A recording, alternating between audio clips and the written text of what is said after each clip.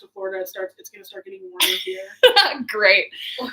Hi, it's Ethereal Rose. We are back with another episode of Conversations.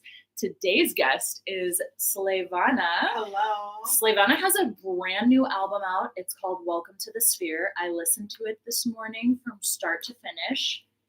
Freaking incredible. Thank you. Oh, which song was it? One of those songs, the bass line, like, grabbed me by the heart. I want to say it was Kids?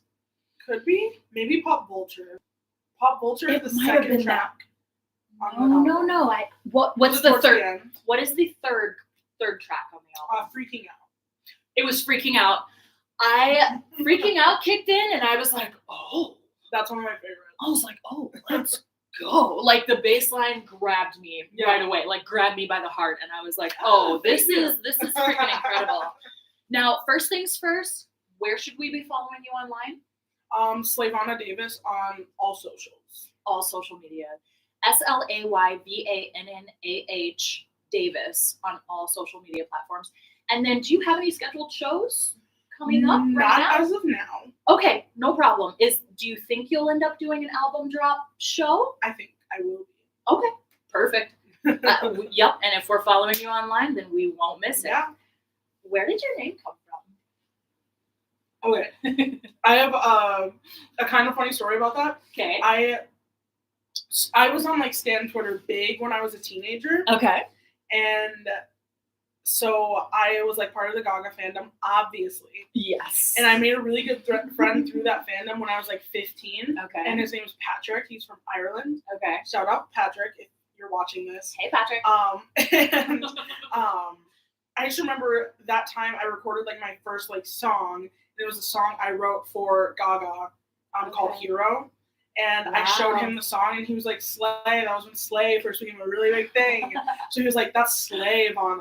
And I was like, okay. And at first it was Slayvannah. Because my name is Savannah. I have always wondered if I was pronouncing your name incorrectly this whole time. Everybody pronounces it differently. It was initially Slayvannah. Okay. And then it became Slayvannah because... This is a silly little story. Let's hear it. When I was in my senior year of high school, I went to a meet and greet. I was really obsessed with Fifth Harmony. I went to a meet and greet for Camila Cabello, and she asked what my name was, and I said Slayvannah, and she said, Slayvannah? And I was like, yup. Yeah, honestly. So I kind of owe my name to Patrick and Camila Cabello. That is an incredible story. Yeah. How could you call that story little before you told it? That made no sense. It's just a silly little thing. That's a huge story. You were named by Camila Cabello. That's incredible. Yeah. I already know the answer to this question, but for the people online who are getting to know you for the first time, who are your greatest idols and influences, and why? Oh, I don't know. That's a tough one. I'll say Lady Gaga. Ding, ding, ding, ding. Gaga is definitely like number one for me. Yeah. My absolute idol. What was it about Gaga when you first? I mean, can you think of the very first time that you laid eyes on Lady Gaga? I remember the exact moment. Yes, please. Like, I want that moment. Please describe it to me. So I was living in a townhome, obviously, like with my family. We lived in a townhome. And this is when, like, cable TV was still a thing, because for some reason it's not anymore. Yeah. Wake up, America. It was when cable TV was still a thing. And I remember having on, it wasn't MTV, because MTV stopped playing, like, music videos at that point. It was Fuse. It was Fuse TV. And I remember watching, I was obsessed with Owl City, so I watched the Owl City, the Fireflies music video came on. Right after that, the Poker Face music video came on. Okay. And I was like, oh my God. I was like, I love this. The dogs, everything about it. I was just like, oh my God. Like, this woman, I don't know. It was just a love at first sight kind of thing. And I remember I used to, like, sit on, like, a yoga ball a lot at that time. So I was just, like, sitting on that yoga ball, and I was just in front of the TV, like. And it stopped you in your tracks. Stopped me in my tracks. And from there, I did my 6th grade biography report on her. Yeah. And I just followed every single thing she's done since then. Yeah. And Yeah. when you did the research into her background, did you just fall in love with her story? I did, because I related so much to like everything that she went through that got her where she was. Okay. And I was like, so then I can become that, because Yeah. I also was like bullied a lot when I Okay. was younger, and so I felt safe. I was bullied. I was like called weird. I wasn't like the first person you look at and is like, oh, that person's really cool. I'm like the person that they're like, that person's kind of a little bit annoying, and I just got bullied a lot. Okay. So I just really felt like connected to her in that way, and Yeah. I also played piano, and I kept going with it because of her, because I learned paparazzi Really? on the piano. Okay. Wow. Yeah. That's incredible. Yeah. So I like owe everything that I am right now to Yeah. her and her influence. So she was kind of your shining light. Like, just keep going. Yeah. Yeah. Isn't it just a fucking tragedy that they don't play music videos on television anymore? Yeah, what's up with that? Please, will just one streaming service make one channel that Where we can plays just turn it nonstop on, music videos. music videos all the time. Please. Like, That is such a strong part of my upbringing, yeah. is literally pulling all-nighters, sitting in front of VH1 and MTV, literally flipping back and forth between the two over and over again. Like, anytime, and just being, this close to the screen. That's probably why I needed fucking LASIK. But being this close to the screen and just like with my jaw on the floor for pretty much the whole night long. Yep. My aunt would come in the room and scream at me. She's like, "Get your ass in bed! Yeah. It's 4 a.m. You haven't gone to bed." I'm like, "No. Yeah. No, I can't. Yeah. I can't." Because people have like music videos are so underrated in the sense that it's like people don't get as excited for them anymore. Yeah. I feel like it's just kind of a like, there's too many high expectations on it. Okay. And there's too many, they want to get the views instead of like, because when it's like playing on the TV, you're not focused on how many views it's getting. You're like, me and this person right here, this is just us right here. I am in their world right now. No comment section. I mean, this is their art. This is their soul being displayed on a screen. Yeah. It's a big fucking deal. I feel like only other artists really get it. I'm not trying to be elitist, I swear. Yeah. How did you know that you wanted to do music? I think it's just something I genuinely was like born with. It was never a question. I can't remember a time in my life where I like questioned like what I wanted to do. I don't even remember like the exact like thing. It was just felt like something I was like already born to do. It was just like, oh yeah, I'm doing this. Were you always singing along with the radio as a kid? I was, but my like I think the earliest memory I have of like doing anything musical. Yeah. I lived in Colorado for like 3 years when I think I was like 4 until I was 7. Okay. And my dad owned a restaurant in Colorado Springs, and he was like just opening it. And I remember I had a friend, he was like this rich, spoiled kid. Yeah. And I would go to his house and he'd have all these like nice things, and one of those things was a keyboard. Okay. Just like a keyboard that had like the pre-programmed sounds, like, Yep. Just a regular keyboard. Yep. And I remember going over there and playing with these like space type of sounds. Like I'd put on a beat and then I just go, and it was very like dreamy. And I was like, oh my God, I could be the next Avril Lavigne. Yeah. And so I asked my parents, I was like, can I get a keyboard? And we weren't rich, so they bought me one of those like little toy ones. Yeah. But I was like, good enough. Yeah. And I asked my friend, I said, let's call him Steve. Okay. I said, Steve, do you want to start a band? And he was like, yeah. And so he got his big keyboard, Mr. Fancy Man. And then I had my little kid's keyboard, and we would like rehearse. And then I asked my dad one day, I was like, Dad, can we perform at your restaurant? Wow. And he said, you know what? Yeah. Wow. How old were you at this time? I was probably about 6. Okay. Wow. Yeah. That is amazing. And he said, yeah. And I'm thinking, oh my God, our first like big gig. Yeah. Like, this is like it. That's huge. Yeah. And looking back, I'm like, it wasn't a very busy place. Okay. During the day. Okay. Time. So nobody was there. Still counts we for performed something. our asses off. I'll bet. And were you singing and dancing the whole? I hadn't even found my singing voice yet. At Okay. that point. I wasn't like a singer when I was a kid. I was like a beat maker. Okay. Like I was just like feeling the music. I did like sing a lot of, this is when High School Musical came out, like around that time. Sang a lot of High School Musical. I had my little like portable CD player with like you put the disc in and all that. And yes.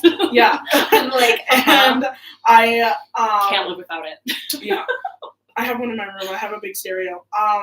And then I had I grew up like raised in like a Christian household, not like strictly Christian. Okay. But like we went to church. Okay. And so a lot of my CDs consisted of like there was like Avril Lavigne, there was High School Musical, then there was like church songs for kids. Okay. So I just like sing. I think there was also like my dad's music that he listened to, like Michael Jackson, Prince, all that stuff. Yes. But yeah, I just remember singing, like I sang a lot of theme songs for like shows and movies too. Okay. But did you love theater? Yeah. Okay. Yeah. You loved theater right away. Yeah. I wasn't like obviously like well versed in it where I'm like I can spot this Broadway number right there. But it was like I just liked the idea of I was always putting on the show. Like I look at my home videos and my mom has the camera out and my sister is like all shy and she doesn't talk. I'm like, put the camera on me because I'm here to entertain. I have so many videos where I'm like, Mom, put it on me. And then I'm just like, welcome to Savannah's News Live. I have an actual like there's a clip where I'm like, welcome to Savannah's News Live. And it's just like, I don't have much else to say, but I'm going to find something to say. You're like, today's top story is, yeah. Oh, I didn't think past this part. Yeah. Whoops. That happens. So I've always been like entertaining and yeah, then Hannah Montana came out right before I moved from Colorado back to Minnesota. Okay. And that became like, that really was what like kickstarted like, I want to be a rock star. Yeah. Okay. Yeah. And then how would you say that your sound has evolved since probably your first pop album? I feel like I've been better at having fun with it. Okay. Not that like any music I've released, I've had fun with it, and I think you can like hear that in the music. Yeah. But definitely. I think with this album specifically, like Welcome to the Sphere, I was really inspired by like Water Parks, the band Water Parks. Okay. Because Austin Knight, he's like a genius. Okay. I think he's a genius. And when I listen to like Water Parks music, it's so fun. It's such fun music. And I was like, you know what? Why am I like, I feel like from my past projects, anything, it's all been genuine, but it's all just been a small percentage of who I am. Okay. Instead of like the more vulnerable sides, because I kind of had in my head that I'm like, if I want to be, you know, in the same caliber, like as Gaga, then I have to keep like a sort of party girl image, or I have to like, you know, just focus on like the glamour side of it. Yeah. I was like, I have to look famous because like I remember watching a Gaga interview and she was like, I knew I was famous. I let everybody know I was famous before I was famous. Yes. So I was like, okay, I guess I have to do that at least for now. Then when I'm famous, I can start being more like vulnerable. Okay. So it was kind of a waiting game for me, and I think it just made it harder for me to like create music because I was like, okay, well, I haven't made it yet, so I have to be careful with how vulnerable I'm being because then I'm just gonna be some like crazy bitch on the internet. Okay. Yeah. So I decided with this album just musically to have more fun with it. That's why a lot of the songs are very short. So I'm like, fuck the structure, fuck like the overthinking and trying to stick with like one concept. Yes. I have so many different thoughts and feelings. I have so much mental illness that I'm just like, Sometimes I might feel like I'm freaking out. Sometimes I might feel like, I want to fall in love. Sometimes I might feel like I want to die. Okay. There are just like so many different things that exist. And so I wanted to be more like vulnerable with that. And I was like, Yeah. I don't care because I haven't done anything in years. So I didn't think anyone would listen anyway. So I didn't like really promote the album that much because I was like, this is for me. And if people want to listen and they can relate, then like awesome, that's even better. Yeah.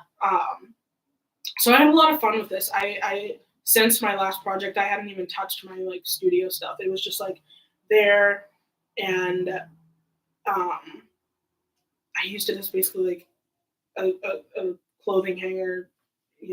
I just set all my clothes on there and just never like touched it because I have a bedroom studio. So nice. It was just kind of like I didn't touch it, and then so it scared me. It really scared me to make this project. Yeah, trying to get back into it after such a long break. So your first album was more of like, this is the kind of vibe. This is what I want people to feel when they listen to my album. Yeah. So it was more like of one even palette energetically across the album. This is me at my best, basically. This is me when I'm fun. Like teeny bopper, fun, happy times. Yeah. And then the album that you have now, it's like each individual song is expressing a deep individual emotion, in greater detail. Yeah. I really enjoyed the song that you wrote about when I Googled it this morning. For whatever reason, this was the first song that popped up.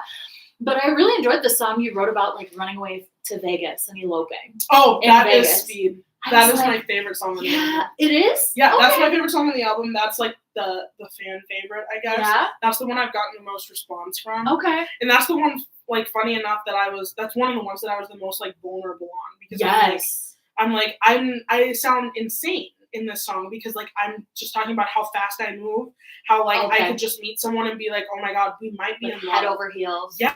Like I made myself sound insane in that song because that's how my brain works. Okay. And everybody's like, I relate, I get it. And I'm like, really? You guys are crazy too? Yeah. Oh, yeah. We all fantasize like that. Oh my gosh. We all fantasize that right person will come and swoop us right off our feet. But boy, does it not have a tendency to happen that way. Holy shit. Right. So with your music, what is the ultimate goal for you? What is the end goal in a perfect world where everything is totally idealistic? I feel like my answer to that has like changed over the years. I feel like if you would have asked me like 5 years ago, like when I was 22, then my answer would have been like ultimate goal, be at like Gaga level fame and, have play arenas. Yeah, like play arenas, go on tour,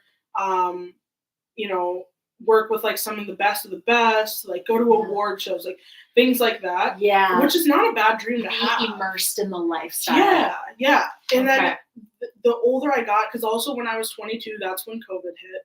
That's like right when COVID hit. So it's like the momentum stopped for me because I was playing a lot of shows at that time. I was doing a lot and I was really feeling good. I was working on like the next project. I was like super excited for everything. And then that happened. It all shut down. And it kind of really like during COVID, like really changed my answer to that question, basically. I guess it looks a little different now. Now the world scares me.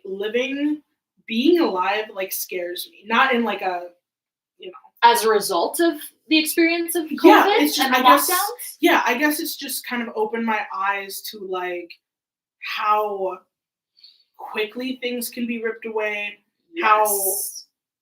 how hard it is to trust, people in the world. Yes. Yeah, and so it's just my anxiety heightened in so many different like areas. Like I have really bad health anxiety. Okay. I'm like a complete like hypochondriac. Like if somebody just like tells me they have a cold or something and I haven't even like been near them, then I like will have anxiety for like days until I know for sure that I don't have it. Like because then my brain just goes to crazy places. So that definitely got worse during COVID, especially after I got COVID. Yeah. Also at the top of COVID, I lost my Nana, which is actually today is the 5 years ago that I'm sorry. lost her. Yeah, but she'd be happy that I'm here doing this. Absolutely. So, yeah, so just a lot of things happened during COVID that just scared me and really like woke me up from like, oh my God, if I have like a lot of eyes on me, that's gonna freak me out even more because I always thought that I'd be safe in a way, like, but then being exposed to like everybody, there's like deceit, there's germs, there's like, you know, there's like all these different things. There's expectations. I think expectations. I got so depressed that it is even now like hard for me mentally to just motivate myself to even want anything. Okay. So I feel like to answer that question now, what I guess it looks like for me is just being able, because I do all different creative things. It's not just music. Like, I'm really, really getting into, I mean, I've always been into like film. Okay. I've always wanted to make movies. I used to like write movies in middle school when I finished like my SATs. I would like go in my notebook and like write things. Really? Yeah. And so I want to be able to incorporate like music and film like together. Okay. And just like create things. I of course I'd love to be like known, but you know, I just want to be successful in a way that is meaningful. Okay. Yeah. So if you did end up making a film, you would want to score the film yourself. Oh yeah. Okay. Yeah. I could see you being incredible at like painting that palette, that background music, like creating the mood of each scene. I can see you being incredible at that. Yeah. That was like the perfect answer to segue into my next question. Perfect. First of all, I just want to say that before we started this interview, I was telling Slay that I really like the format of this to be like a casual conversation.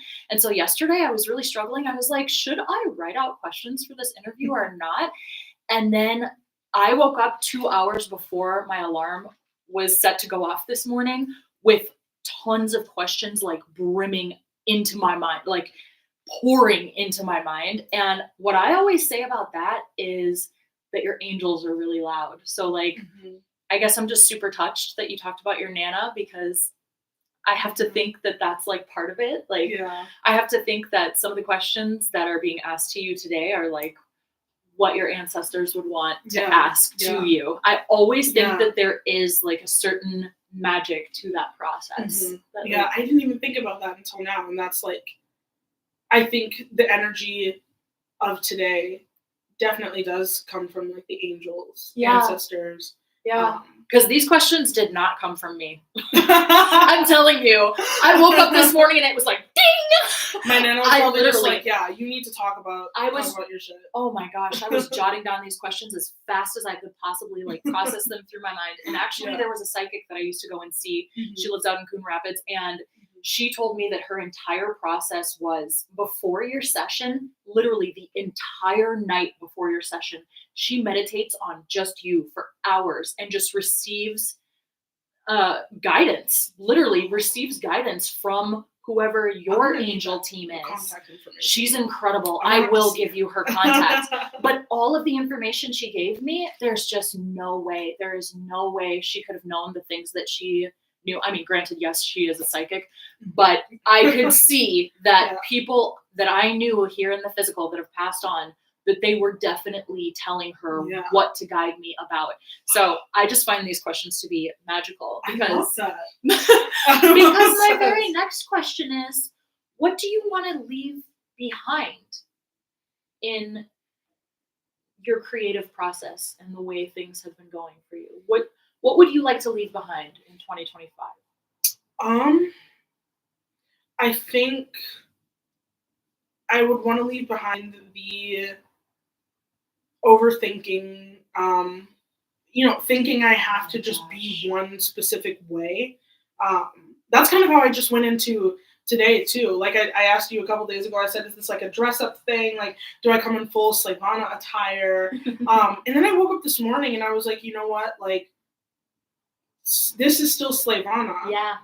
I just want to be me. Yeah, it's still me when I'm in full glam too. Yeah. You know, it's just depends on the kind of day. And today just I woke up and I was like, it's not the kind of day where I want to be in like the full attire, but who knows tomorrow? Who knows? You know. So I think I'm leaving behind and working on, because then there was also the part of me that like driving over here, I was like, oh, maybe I should have put the wig on. Maybe I should have like done my makeup. But then I was like, you know what? No, like, you know, this is just how I'm feeling today.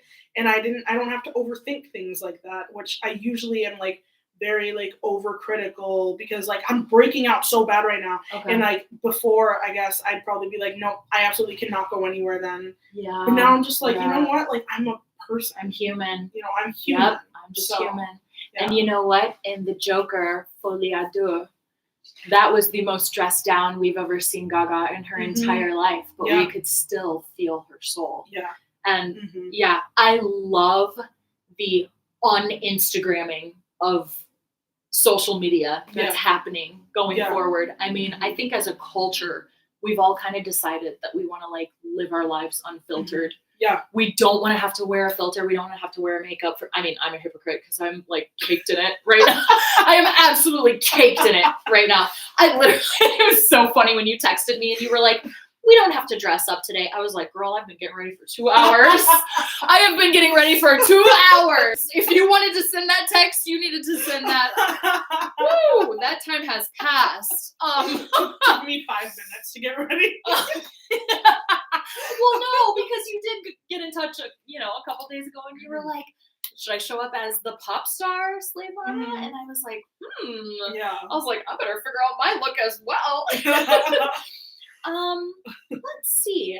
Who in your life is your greatest supporter and your biggest fan? Okay. And if there are multiple people, that's appropriate too. I kid you not. I was just talking to you before we started this. My friend Eli. Yeah. Slayvannah updates. He's my Club Chalamet. He is probably my biggest fan, just because he, without me ever even having to ask, he immediately just like shows support. He creates hype. He gets hyped about these things, and honestly, like I think it's his energy that really made me want to pick this back up. You know, he'd ask me like, when is the next Slayvannah coming out?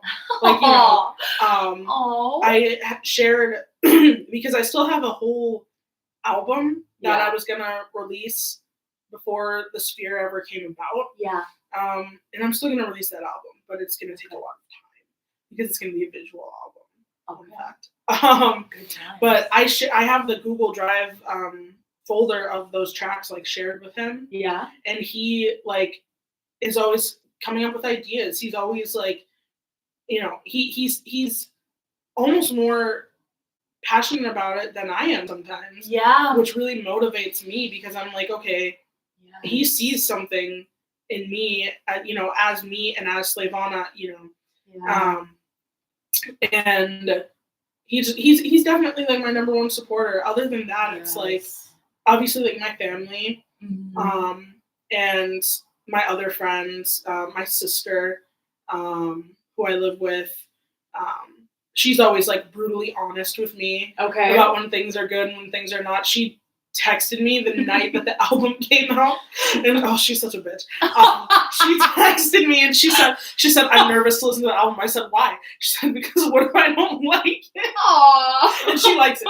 So okay, good. But yeah, it's just I think it's fun. I have a lot of people in my life who make it fun to do this stuff, because it's like they're gonna support me no matter what, but they're also gonna tell me if they don't like it. What is Club Chalamet? I don't know what Chalamet, that is. Oh my god, yeah, that's right. You have to be like super. I'm sorry. No. You have to be like super in on Stan Twitter to like know this. Okay. Some of you watching might know. I'm sure you have to. Club Chalamet is a Timothy Chalamet fan account. Run by this like 57-year-old woman. Really? Yeah, and she's like obsessed with him, And Okay, she sometimes wow. gets like so jealous of like the women he dates. Oh my god. This is funny. So that's like, definitely do a deep dive on Club I am Charlemagne. looking this up after we're done with this interview. Like she's the first. She's like always the first one to report these things. Like she is like, I think she's on Instagram and Twitter. Okay. Club Charlemagne. Oh my gosh. You know what? And seriously, when it comes to people being our biggest fans, like we need people to reflect our highest self back to us when we lose touch with that and when we can't find it anymore. Because the truth of the matter is, like, working as an artist, it gets pretty exhausting, doesn't it? Yep. How many different jobs are you doing all in one when it comes to being a self-made pop artist? How many different jobs? Can you detail? Like, well, first of all, normal job to make money. So yep. So you have a day job, day job. funding the artistic project with minimum wage. Yeah. So, day job, which usually for artists ends up being like restaurant job, which is what I've had like my entire life. But other than that, it's like the making the music. It's figuring out like, because everybody's obsessed with branding, and it is really hard not to get in your head about branding. This day and age, with like, you know, being an artist. But there's the having an idea and then working to expand on that idea. Yeah. You know, because life just, it drains you have no like mental capacity at a certain point. So just creating is hard enough. Yes. It is like a full-time job being a creative person. Yeah. Are you running all of your own social media accounts? I am. As well? I do everything. Okay. I am a self-managed, like, so then, all that stuff. Do you have to just prioritize, like, okay, these are the social media accounts that get the most attention, so these are the ones that I'm going to produce the most content for Usually this it's month? Instagram for me. I focus more on Instagram.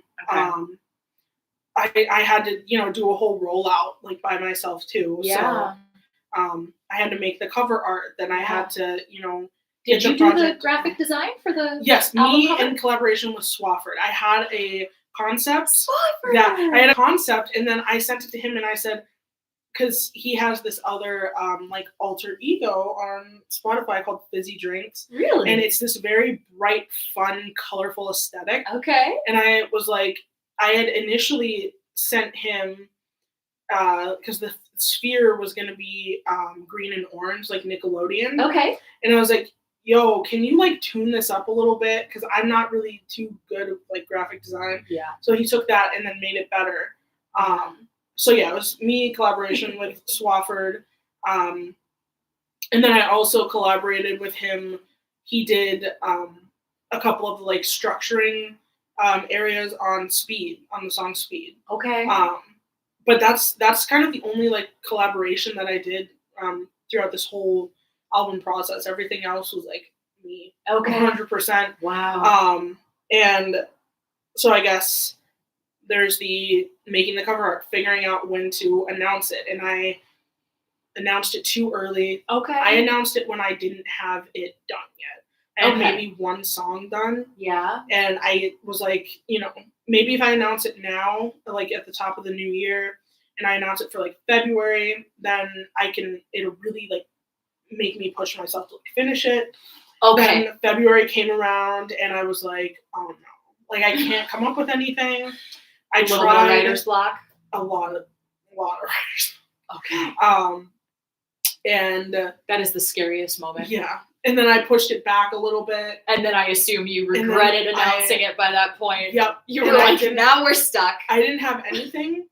This entire album, well, at least most of it, was written and recorded the week that I submitted it. So like that, like first like 2 weeks in March. Yeah. That was when I wrote and recorded most of this album. Wow.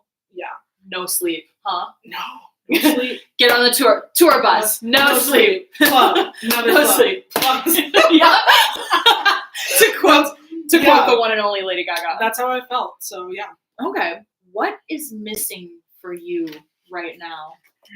Overall, not just you as an artist. What is missing from your human experience overall right Romantic love for Okay. sure. It's like one of the big things.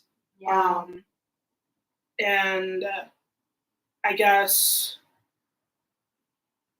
money. Okay. Money. Okay. Resources. Proper funding. Yeah, proper funding. Okay. Yeah. Other than that, I feel like I am blessed with like a lot of things. Yeah.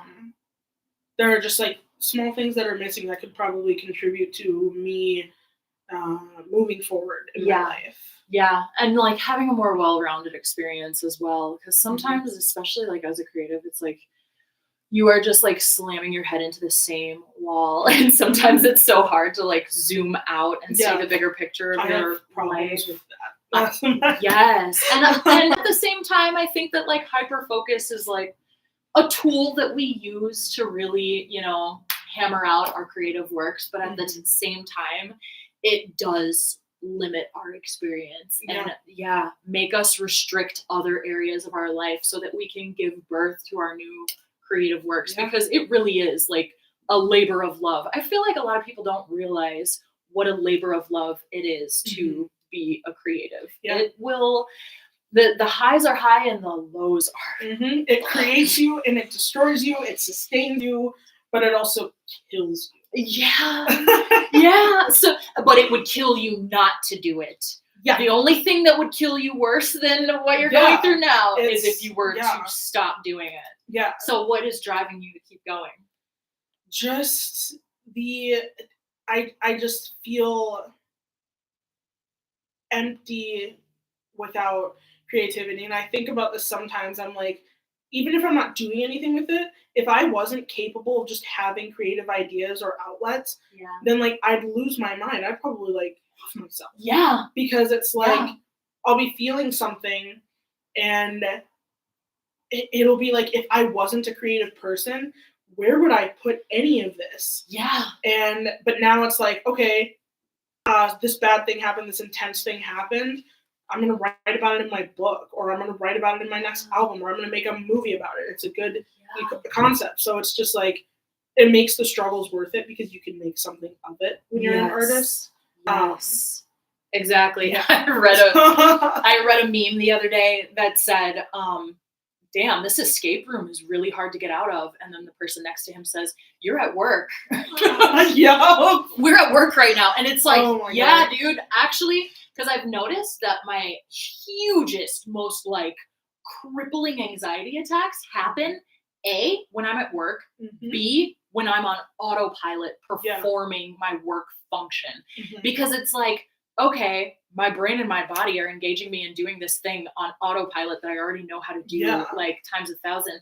And the rest of me, like my consciousness is just trapped there. Yeah. Like literally trapped stationary in this space where it's like nothing that is of meaning to me is flowing through me or out of me at all at this moment. And it becomes like a prison. Having to have a day job when you really want to be doing your creative work is such a bitch and a half. So hard. I just picked up a second job, which is also a restaurant job. Yeah. So I'm going to be working at restaurant times 2. Okay. And we are actually currently like 5 minutes away from my other job right now. Are you? Okay. I'm so sorry. I'm off today though. Okay. Good. I'm so glad. Yeah, we get the day off vibes. Yeah. Seriously, we need that. So during COVID, did you move at all into the live streaming space for your creative performance? I did a live stream performance at the garage. I performed at the garage they had this like winter snow days show, and it was live streamed, so there wasn't an audience there. Okay. And I wasn't a fan of it just because there wasn't an audience there. Yeah. And I am very much a feed off of the energy of the audience and like vice versa. So it was just very weird. The sound was weird. Like I watched it back. It's still on YouTube somewhere and it is like a disaster. Yeah. It was not a good show at all.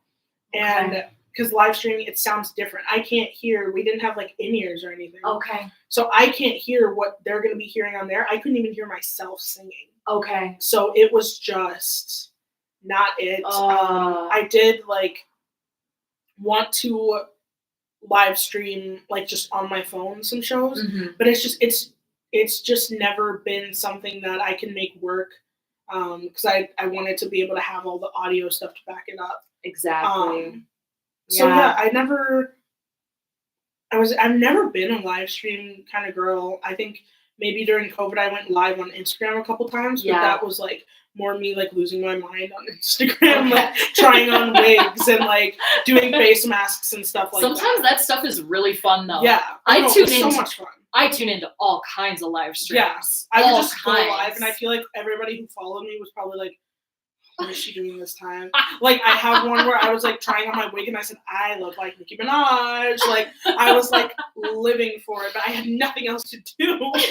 So there is a live stream on TikTok called Crash Out Kermit, and it is literally a Kermit the Frog puppet crashing the fuck out. And it is the most wildly entertaining thing on the internet. That's probably how I looked. You don't have to, you don't have to have a perfectly curated show in order to entertain people in the live streaming space. I love Crash Out Kermit. I can't get enough. My God. I cannot get enough. I'm telling you. So, what is your favorite stage that you've performed thus far?